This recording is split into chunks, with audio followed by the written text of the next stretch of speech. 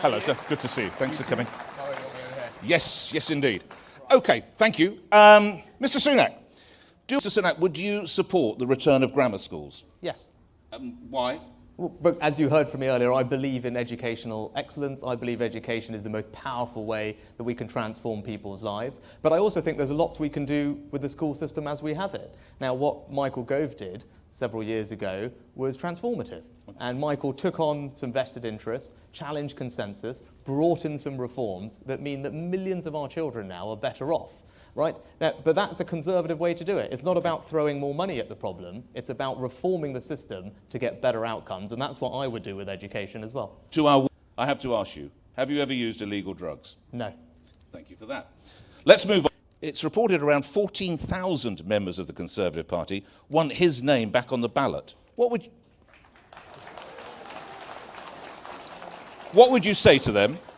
Well, I'd say to them that I think close to 60 people resigned in Parliament, and it's incumbent on the Prime Minister to have the confidence of the parliamentary party, and that wasn't there at the end. So whether he's on the ballot or not, ultimately you need to be able to command the confidence of your MPs in Parliament, and we got to a point where close to 60 of them had resigned from government. Do you support relocating the House of Lords in No. the North? Oh, and why not? Because I don't think it makes sense for the practical operation of government for us to be separated. We go over this side of the room. We need to find ways to do the sanctions in a more intelligent way, because ultimately... They're not intelligent now?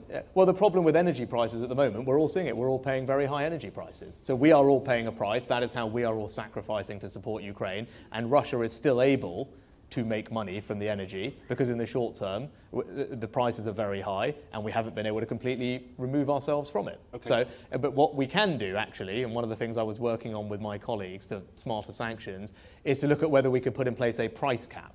So actually, if we could have a buyer's cartel in the world where everyone would agree to pay a fixed amount for Russian energy and enforce that through secondary sanctions, which we were working on how to do, that would be a way to make sure we get the energy we need at prices that are far better for us and deprive Russia of revenue that is funding its war effort. Now, that is not...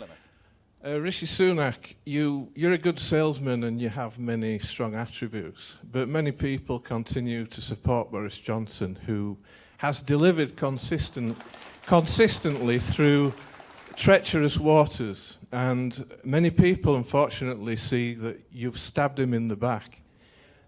He is the man who made you as a senior politician, and some people don't want to see that in number 10. You're going to have to take the party and the country through another general election, and I'm not quite sure entirely which planet you're on. David Davis neither.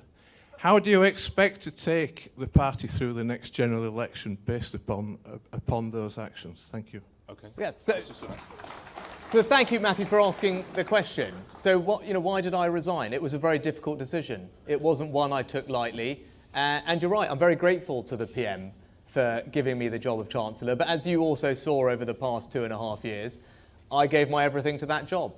And I'm proud of my record as Chancellor, delivering for this country, delivering for all of you, and made sure that we got through coronavirus. I also was proud to be part of his government that achieved many things. And as I said previously, I do believe he was the only person who could have broken the Brexit gridlock and delivered that election victory.